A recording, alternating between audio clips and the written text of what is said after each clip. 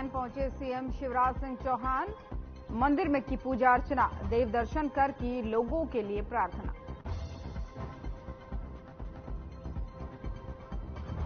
इंदौर में नकली food inspector के खिलाफ केस दर्ज, आरोपी की पत्नी ने दर्ज कराया मामला। आरोपी ने झूठ बोलकर रचाई थी शादी।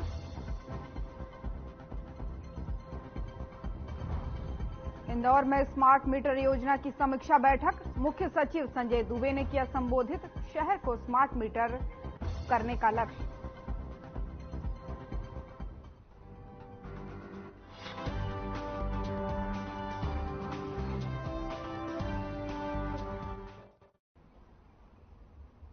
नमस्कार, स्वागत है आप सभी का हमारा मध्य प्रदेश में और मैं हूं आपके साथ ज्योति। मुख्यमंत्री शिवराज सिंह चौहान उज्जैन पहुंचे। यहां पर सबसे पहले उन्होंने मंगलनाथ मंदिर में दर्शन कर मंगल पूजा की। इसी के साथ ही सीएम पत्नी साधना सिंह के साथ हरिसिद्ध मंदिर के लिए रवाना हुए। यहां भी सीएम ने करीब आधे घंटे तक पूजन पाठ कर माता हरसिद्धि का आशीर्वाद लिया। सीएम आखिर में भगवान महाकाल के मंदिर पहुंचकर विशेष पूजन कर भगवान महाकाल का आशीर्वाद लिया। सीएम ने शहर के तीनों प्रमुख मंदिरों में पूजन अभिषेक करने के लिए आए हैं। माना जा रहा है कि बीजेपी एक बार फिर सत्ता में आए, इसके लिए सीएम भगवान से प्रार्थना करने के लिए देव दर्शन का आशीर्वाद ले रहे हैं।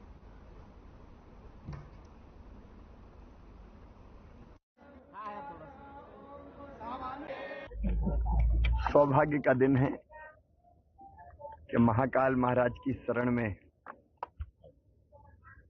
आने का सौभाग्य मिला। कल राजस्थान में चुनाव प्रचार समाप्त करके फिर मेरी स्वाभाविक इच्छा थी और बाबा ने बुलाया था, तो उनके चरणों में प्रणाम करने, उनका आशीर्वाद लेने हम सब लोग आए और उनके चरणों में यही प्रार्थना की कि मध्य प्रदेश की जनता और देश की जनता भी सब सुखी हो, निरोग हो, मंगल हो, कल्याण हो और उनका आशीर्वाद ऐसा मिले कि सबका कल्याण लगातार जारी रहे। ये अद्भुत नगरी है और महाकाल महालोक की शोभा न्यारी है। मैंने कभी जी भर के महाकाल महालोक देख ही नहीं पाया। आज यहां से इच्छा हो रही कि मैं थोड़ी देर रुक के देखते हुए जाऊं।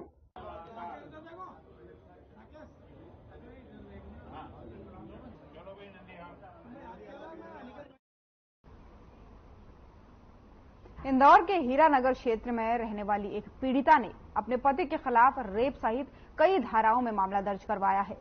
वहीं युवती ने बताया कि आरोपी ने खुद को फूड इंस्पेक्टर बताकर शादी की, जिसके बाद पता चला कि आरोपी इससे पहले भी कई शादियां कर चुका है। इसके बाद पीड़िता ने आरोपी के खिलाफ मामला दर्ज कराया है। दरअसल आरोपी ब्यावर का रहने वाला है, जिसने झूठ बोलकर पीड़िता से शादी की थी। जब लड़की ससुराल पहुंची तो पता चला कि आरोपी पहले से शादीशुदा है और उसके 3 बच्चे भी हैं। उसने एक नहीं बल्कि 4 शादियां कर रखी हैं। वहीं जब पीड़िता ने विरोध किया तो उसे मारा पीटा, साथ ही उसके साथ संबंध भी बनाए। पीड़िता ने पुलिस को इस बात की भी जानकारी दी कि वो जैसे तैसे अपने घर आई है और पूरे मामले की जानकारी अपने परिजनों को दी।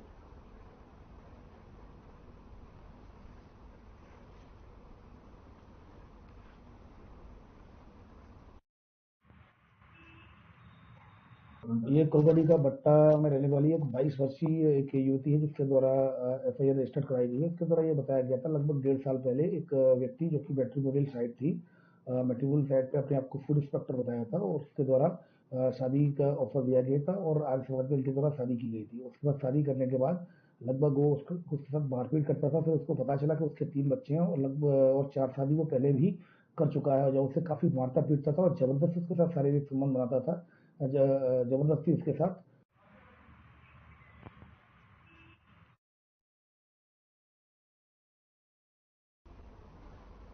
इंदौर के पोलो ग्राउंड स्थित पश्चिम क्षेत्र विद्युत वितरण कंपनी के सभागार में विभाग के प्रमुख सचिव संजय दुबे स्मार्ट मीटर योजना की समीक्षा बैठक को संबोधित किया। इस दौरान प्रमुख सचिव संजय दुबे ने कहा कि स्मार्ट मीटर योजना के तहत अगले 2 सालों में सभी शहर स्मार्ट मीटरीकृत करने के लक्ष्य पर समयबद्ध कार्य किया जा रहा है। इंदौर की स्मार्ट मीटर योजना की लर्निंग जबलपुर, भोपाल में ही लागू की जाएगी, ताकि वहां भी इंदौर की तरह ही योजना के शासन और उपभोक्ताओं को लाभ मिले। इंदौर में सबसे पहले स्मार्ट मीटर योजना लागू हुई है। यहां शासकीय कार्यालयों में प्रीपेड बिल व्यवस्था आगामी 3 माह में लागू करने की तैयारी की जाए।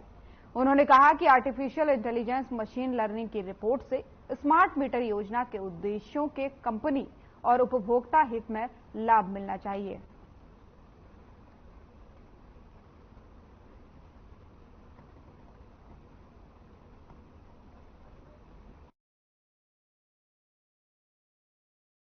स्मार्ट मीटर कृत करने का लक्ष्य रखा गया है और स्मार्ट मीटर योजना की इस दौरान समीक्षा की गई।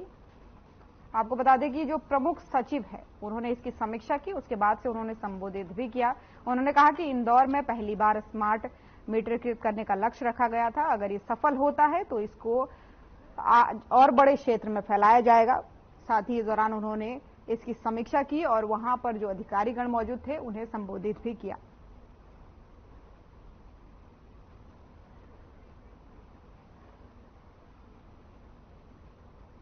कटनी में चारित्र चक्रवर्ती आचार्य श्री 108 शांति सागर जी महाराज के चातुर्मास के प्रतिफलित पुण्य भूमि कटनी नगर में पंच कल्याणक प्रतिष्ठा का भव्य आयोजन होने जा रहा है। ये कार्यक्रम 26 नवंबर से 2 दिसंबर तक चलेगा। आयोजन की विस्तृत जानकारी देने के लिए शुक्रवार को नई बस्ती स्थित कार्यक्रम स्थल पर पत्रकार वार्ता का आयोजन किया गया। प्रेस वार्ता को संबोधित करते हुए श्री 108 संत सागर जी महाराज ने बताया कि पंच कल्याणक प्रतिष्ठा की शुरुआत 26 नवंबर को विशाल पदयात्रा से होगी। पदयात्रा पूरे शहर में भ्रमण करेगी। दूसरे दिन 27 नवंबर को ध्वजारोहण एवं गर्भ कल्याणक पूर्व रूप, 28 नवंबर को गर्भ कल्याणक उत्तर रूप, 29 नवंबर को जन्म कल्याणक और कार्यक्रम के आखिरी दिन मोक्ष कल्याणक नगर रथ यात्रा 2 दिसंबर को आयोजित की जाएगी। मुनि श्री समता सागर महाराज ने कहा कि पंच कल्याणक प्रतिष्ठा महोत्सव के दौरान पाषाण की प्रतिमाएं परमात्मा का रूप धारण करती हैं। ये आयोजन केवल जैन समाज का ही नहीं बल्कि पूरे शहर का है। हम तो न जैन के होते न अजैन के होते, धर्म के कार्यक्रम तो धर्म के ही होते हैं और ये समाज हित, नगर हित और राष्ट्र हित के लिए विश्व शांति की कामना से किया जाने वाला अनुष्ठान है। देश दुनिया में शांति की स्थापना हो, हिंसा और आतंकवाद का ये बोलबाला खत्म हो, विश्व में शांति हो, इस पवित्र उद्देश्य से प्रतिमाओं को प्रतिष्ठित करने का अनुष्ठान जैन समाज कर रही है। पाषाण से परमात्मा बनाने की 5 दिवसीय प्रक्रिया है। 7 दिन का इसमें आयोजन है। हमारे भोजपुरी श्री विद्या सागर जी महाराज जी के आशीर्वाद से कटनी में विराजमान संत श्री समता सागर जी महाराज जी के सानिध्य में हमारे दादा श्री स्वतंत्रता संग्राम सेनानी जी ने 50-55 साल पहले चंद्र विद्यालय बनवाया था। उस चंद्र प्रभु विद्यालय का नवनिर्माण होने जा रहा है और भव्य निर्माण 3 मंजिला होने जा रहा है। उसके संबंध में लोगों का जब भी नया मंदिर होता है तो पाषाण में प्राण प्रतिष्ठा होती है। तो उसके लिए यहाँ पर 26 तारीख से लेकर 2 तारीख तक का कार्यक्रम यहाँ आयोजित हुआ है। पूज्य आचार्य श्री हमारे कहते हैं कि हमको दूसरों को देख के कार्य नहीं करना, हमको तो अपने आप को देख के कार्य करना है। हमको अपनी लकीर को बड़ा करना है, दूसरी लकीर को मिटाना नहीं है। हमारे भारतीय संस्कृति की यह पहचान है। तो भारतीय संस्कृति हमेशा अपनी लाइन को आगे बढ़ाता है, किसी दूसरी लाइन को काटता नहीं है। तो ये सब देखने में आ रहा है। तो आतंकवाद की आपने बात पूछी थी, तो आतंकवाद यही है कि भारत ने कभी किसी के ऊपर आक्रमण नहीं किया है, वो करता भी नहीं है भारत किसी के ऊपर आक्रमण। कटनी कलेक्टर एवं जिला निर्वाचन अधिकारी अवि प्रसाद ने कृषि उपज मंडी समिति परिसर में बनाए गए स्ट्रांग रूम का निरीक्षण किया। साथ ही स्ट्रांग रूम परिसर की सुरक्षा में लगे जवानों को सजगता के साथ ही स्ट्रांग रूम की निगरानी बनाए रखने के लिए निर्देश दिए। मध्य प्रदेश विधानसभा चुनाव 2023 के अंतर्गत 17 नवंबर को जिले की 4 विधानसभाओं में मतदान संपन्न होने के बाद से ईवीएम सहित अन्य निर्वाचन सामग्री को यहां सुरक्षा बलों की कड़ी निगरानी में सुरक्षित रखा गया है। स्ट्रांग रूम के बाहर समुचित सुरक्षा व्यवस्था की गई है। साथ ही जिला प्रशासन ने पारदर्शिता बरतते हुए स्ट्रांग रूम के बाहर लगाए गए सीसीटीवी कैमरों से दृश्य एलईडी स्क्रीन के माध्यम से देखने की व्यवस्था भी मंडी परिसर में की गई है।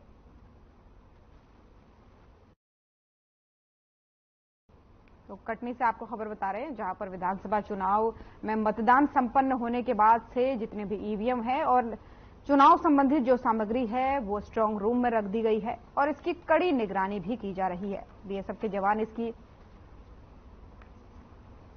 कड़ी निगरानी कर रहे हैं। वहीं सुरक्षा में लगे जो जवान हैं उनको साफ तौर पर निर्देश दे दिए गए हैं कि स्ट्रांग रूम की जो सुरक्षा है उसमें किसी तरह की कोई कोताही नहीं होनी चाहिए। लगातार सीसीटीवी कैमरों से भी निगरानी बनाई जा रही है। स्ट्रांग रूम के बाहर सीसीटीवी कैमरे भी लगे हैं, जिससे लगातार निगरानी की जा रही है कि किसी तरह की कोई असुविधा न बरती जाए, कोई अनियमितता न बरती जाए।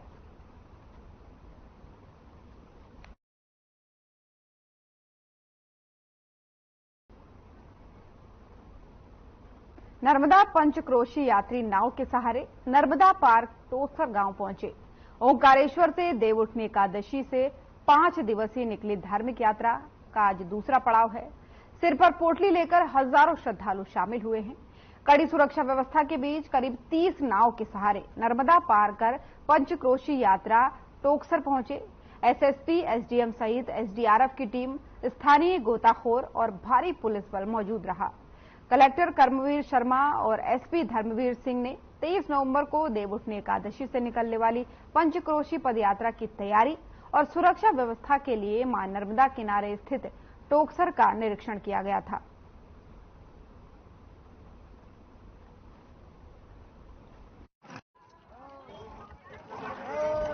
जैसे कि आपको पता है कि पंचक्रोशी यात्रा प्रारंभ हो गई है 2 दिन पहले से, और ये एक बहुत ही धार्मिक पर्व है।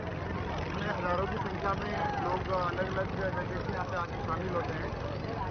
कल करीब 3000 के आसपास लोग यहाँ पे पंचक्रोशी यात्रा में टोकसर से हमने नाव के जरिए यहाँ से पार कराया है। आज करीब मुझे लगता है कि 20 से 25,000 लोग यहाँ से क्रॉस करेंगे। ओवरऑल मुझे लगता है कि करीब 30-35,000 के आसपास श्रद्धालु यहाँ पे आए हुए हैं, जो कि इनका जो परिक्रमा मार्ग है वो टोकसर से सेमरला जाता है, क्योंकि नदी को क्रॉस कराना पड़ता है, नर्मदा नदी को क्रॉस कराना पड़ता है। ये करीब यहाँ पे 300-350 फोर्स लगा हुआ है, जिसमें थाना प्रभारी यहाँ तक है और एसडीओ लगे हैं, और यहाँ पे एनडीआरएफ की टीम आई हुई है और 25 नाव है, तो इसमें सेक्टर वाइज बांट के इनको सबको अलग अलग डिवाइड करके इनको मार्गदर्शन कराया जा रहा है।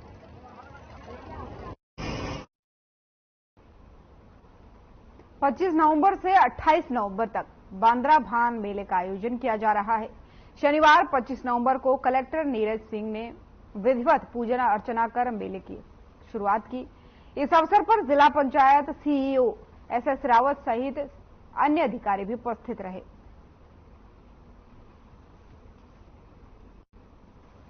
नर्मदापुरम से आपको खबर बता रहे हैं, जहां पे बांद्रा भान मेले का आयोजन हो चुका है। इसकी शुरुआत हो चुकी है। 25 से 28 नवंबर तक ये मेला होना है और इसकी शुरुआत कर दी गई है। कलेक्टर ने इसका शुभारंभ किया है। 25 नवंबर को उन्होंने दीप प्रज्वलित कर आरती कर मेले का शुभारंभ किया। बांद्रा भान मेले का आयोजन 25 से 28 नवंबर तक होना है। तस्वीरें आपको दिखा रहे हैं उद्घाटन के दौरान की, जहां पर कलेक्टर मेले का शुभारंभ करते दिख रहे हैं।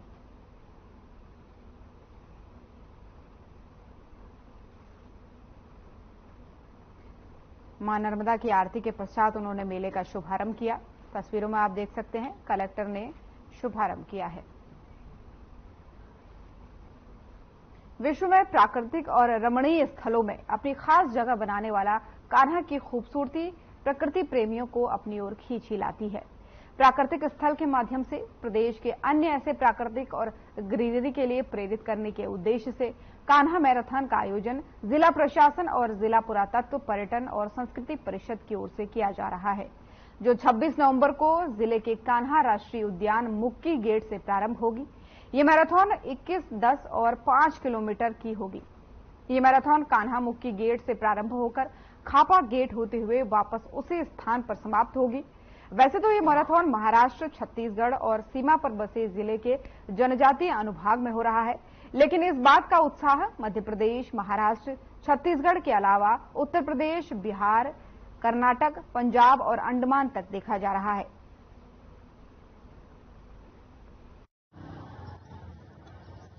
की बड़ी एक अच्छी पहल हमारे बालाघाट जिले में कराएगी, जिसमें हमारे को कान्हा को प्रमोट करने के लिए यहाँ अधिक से अधिक टूरिज्म बढ़े। तो कान्हा को प्रमोट करने के लिए कलेक्टर महोदय के मार्गदर्शन में जिला प्रशासन ने जो है कान्हा मैराथन का आयोजन यहाँ पर किया है, जो कि आगामी 26 तारीख को यहाँ पर आयोजित होगा। और लगभग इस कान्हा मैराथन में हमारे 4623 पार्टिसिपेंट्स जो हैं अभी तक रजिस्ट्रेशन ऑनलाइन हो चुके हैं और आज 12 बजे हमारा ये रजिस्ट्रेशन भी क्लोज। सेंधवा जेल में कैदियों के लिए एक अनूठी पहल आत्मनिर्भर बनने के लिए कारगर साबित होगी। जेल में बंद बंदियों की जहां एक नवाचार हुआ, जिससे उन्हें अपने हाथों से पेपर बैग बनाने का प्रशिक्षण दिया गया, जिसके लिए सेंधवा जेल में एक कार्यक्रम आयोजित किया गया, जिससे सेवा भारती के सदस्य, शहर के समाजसेवी, डॉक्टरों ने इसमें शिरकत की। प्रशिक्षण देने इंदौर से आई समाजसेवी ने कहा कि ये पेपर बैग बनाना सीख लेने पर इनके भविष्य के लिए बहुत कारगर साबित होगा। जेल में बंद बंदियों की ऐसा रोजगार जो उनके परिवार के लिए लालन पालन कर खर्चे और बच्चों के फीस अब जेल में रहकर भी भर सकते हैं।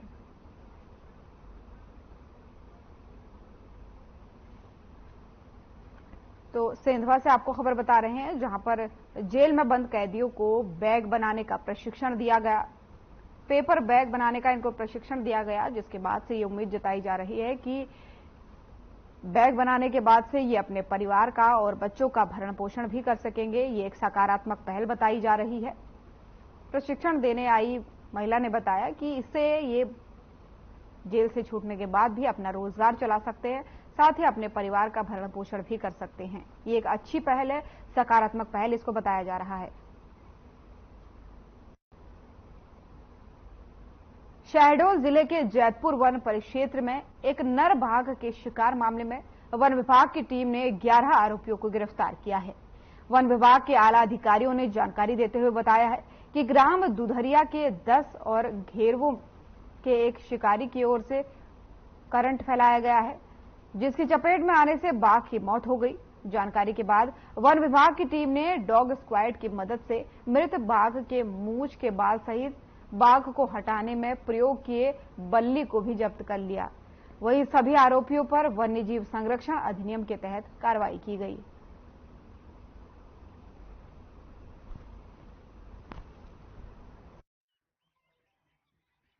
जानकारी प्राप्त हुई जैतपुर रेंज के बीट लद्दा में कि एक बाघ का क्षत शरीर प्राप्त हुआ है, जिसका एनपीसीए के द्वारा जारी जो एसओपी है उसके तहत इसका पोस्टमार्टम किया गया। डॉक्टर पैनल के द्वारा राजपत्रित अधिकारी सभी मौजूद रहे, तहसीलदार प्रशासन के अधिकारी, और उसके बाद इसका नियमानुसार दाह संस्कार भी किया गया।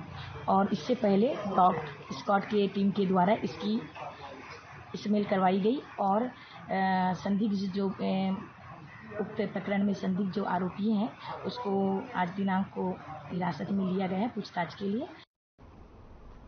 श्योपुर जिला कलेक्टर संजय कुमार द्वारा रात्रि को शहर के 2 कृषि व्यापारिक प्रतिष्ठानों का औचक निरीक्षण किया गया। इस अवसर पर एसडीएम मनोज गढ़वाल, नायब तहसीलदार K Sharma, DPM NRLM doctor SK Mugdal आदि उपस्थित रहे। कलेक्टर संजय कुमार द्वारा औचक निरीक्षण के दौरान बड़ौदा रोड स्थित जीवन फर्टिलाइजर प्रतिष्ठान पर गैर प्रमाणित बीज गेहूं के 150 कट्टे पाए गए। इसी के साथ ही बंजारा डैम के ऊपर स्थित किसान सेवा केंद्र पर गैर प्रमाणित बीज के 301 कट्टे पाए गए। किसान सेवा केंद्र पर निरीक्षण के दौरान प्रतिबंधित कीटनाशक फोरेट भी 400 किलोग्राम पाया गया। वहीं कलेक्टर ने संपूर्ण स्टॉक की जांच कर सर्टिफाइड बीज, अन्य कीटनाशक की उपलब्धता की जांच करने के निर्देश दिए हैं।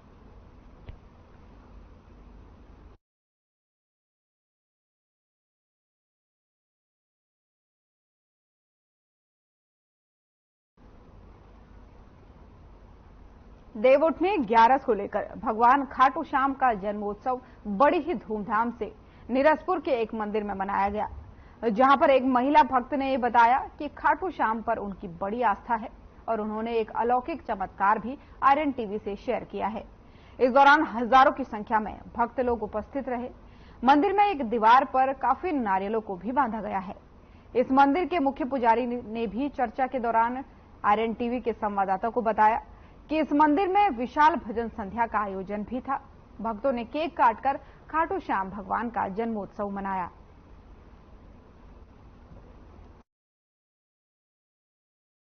जन्म महोत्सव मनाते हो खाटू श्याम जी का जन्म महोत्सव। आज देव उठनी 11 भी है, काफी लोगों की भीड़ है। बड़वानी से काफी दूर हम हैं निसरपुर में। कुछ ऐसे भक्त हैं जो काफी मानते हैं खाटू श्याम जी को। जी आपका नाम बताइए। रीना सोनी। रीना सोनी जी, कितनी आस्था रखते हैं? आज खाटू जन्म महोत्सव भी है खाटू श्याम जी का, उसके बारे में थोड़ा सा बताइए। आज बाबा का जन्मोत्सव है और उस बाबा की महिमा का मैं क्या बखान करूं। बाबा की महिमा का जितना बखान किया जाए उतना ही कम है, क्योंकि बाबा का चमत्कार इतना अलौकिक होता है कि जिसके साथ होता है वही उसकी महिमा जान सकता है। तो क्या ऐसा चमत्कार हुआ कि आपकी आस्था और बढ़ गई खाटू श्याम भगवान के ऊपर? बाबा को जुड़े मुझे तकरीबन 6 महीने ही हुए, ज्यादा टाइम नहीं हुआ है, लेकिन मैं बड़वानी से निसरपुर तक मैं 3 ग्यारस तक पैदल आती हूँ और चौथी ग्यारस मेरे साथ ऐसा हुआ कि जो ऐसी घटना घटी कि जिसके बारे में मैं बताऊंगी तो शायद आप लोगों को भी बहुत अजीब लगेगा। मैं मधुबन कॉलोनी में रहती हूँ बड़वानी में, और वहाँ से मधुबन कॉलोनी से मैं अंजर नाके तक वहाँ तक चल कर आई। इसके बाद फिर मेरे साथ ऐसा कुछ चमत्कार हुआ जो मैं आज आप सबके सामने बताना चाहती हूँ। मैं वहाँ हॉस्पिटल के वहाँ तक आई अंजर नाके में, और वहाँ से मेरे साथ एक काला कलर का कुत्ता मेरे साथ इस तरह वो संग में लगा, जिस तरह हम कहीं जाते हैं, हम किसी गाड़ी का इंतजार करते हैं कि हाँ हमें इस गाड़ी में बैठ के जाना है, इसी तरह से शायद बाबा ही मेरा इंतजार कर रहे थे कि आज मेरा भक्त अकेला आ रहा है और मैं उसके साथ। तो आप उस समय बिल्कुल अकेले जा रहे थे? अकेली थी। दिन का टाइम था यार? सुबह के 5 बजे हुए थे। मेरे हस्बैंड एक्टिवा से आगे आगे धीरे धीरे चलते हैं और मैं बाबा का निशान घर से उठाकर पैदल जाती हूँ। तो वहाँ से काला कलर का कुत्ता एक मेरे साथ इस तरह से लगा कि वो निसरपुर तक बाबा के मतलब स्वरूप में मेरे साथ तक आया वहाँ तक, और वहाँ आके उसने बाबा की दर्शन भी दिए और इसके बाद वो अचानक गायब हो गया। तो आप इसको एक अलौकिक चमत्कार मानते हैं? बाबा ही थे वो, चमत्कार बाबा का उसके साथ होता है जिसको बाबा पे भरोसा होता है। अच्छा, मतलब इसलिए आपकी आस्था है। और आप आज खाटू श्याम जी के लिए एक पोशाक भी लेके आए, उसके बारे में थोड़ा सा बताइए। बाबा की मेरी आस्था इतनी जुड़ी हुई है कि दिल में आया था कि मैं बाबा के लिए कुछ करूं, दिल में आया था कि कुछ उनके लिए अच्छा सा करूं, कि वो मैं तो कुछ नहीं हूँ, मैं उनका कुछ कर नहीं सकती, अपन तो इंसान है, वो तो बाबा है, जो चाहते थे वो हुआ। मैं उनके लिए एक आज पोशाक बना के लाई हूँ, जितना मेरे से बन पाया उतना मैंने बाबा के लिए करा। ये वो भक्त हैं जो बड़वानी से पैदल चल के आए और इनकी काफी आस्था है यहाँ पर। हम इस मंदिर के मुख्य पुजारी से बातचीत करेंगे। पुजारी जी, काफी लोग आते हैं, क्या लगता है आपको कितनी संख्या में लोग हर बार 11 पे आते होंगे? यहाँ हजारों की संख्या में भीड़ होती है। हाँ। और सभी श्याम भक्त बाबा से जुड़े हुए हैं, आस्था भी बनी हुई बाबा से। और हमारे यहाँ पे जो कार्यक्रम आयोजित होते हैं उसमें भी। आज खाटू श्याम जन्म महोत्सव पे क्या क्या प्रोग्राम रखा है आपने? बाबा का भव्य कीर्तन का आयोजन है और मिलकर केक भी 12 बजे काटा जाएगा बाबा का जन्मोत्सव। अच्छा, जन्मोत्सव रात को 12 बजे मनाएंगे आप? 12 बजे मनाएंगे। अच्छा, वो नारियल भी मैंने देखे काफी संख्या में, दीवारों पे बहुत सारे नारियल टंगे, उसके बारे में थोड़ा सा बताइए। बाबा की जो अर्जी लगती है नारियल के रूप में बांधा जाता है, और वो अर्जी जिस समय पूर्ण होती है उस समय नारियल वो छूट जाता है ऑटोमेटिक। हारे का सहारा खाटू श्याम हमारा, इस बारे में थोड़ा सा बता पाएंगे? बाबा विराजित हुए हैं खाटू धाम में, और वो सभी के लिए एक हारे का सहारा बनकर बैठे हैं, इसलिए उनका नाम रखा है हारे का सहारा बाबा श्याम हमारा। पंडित जी, ये मंदिर को बना कितना समय हुआ है? हमारे मंदिर को ये दूसरा साल चल रहा है, और बाबा का वर्षगांठ का कार्यक्रम भी कल से स्टार्ट है, 24, 25, 26 से, और नानी का कार्यक्रम भी रखा हुआ है। हम लोग थे निसरपुर, आपने देखा कि खाटू श्याम जी को लेकर एक महिला जो बता रही, काफी उनके साथ एक चमत्कार हुआ है। भगवान की आस्था खाटू श्याम जी की उनके ऊपर बनती हुई आज खाटू श्याम जन्म महोत्सव है। खबरों में बने रहने के लिए आप हमारे साथ बने रहिएगा। मैं आर्यन टीवी से कमलेश आलासी।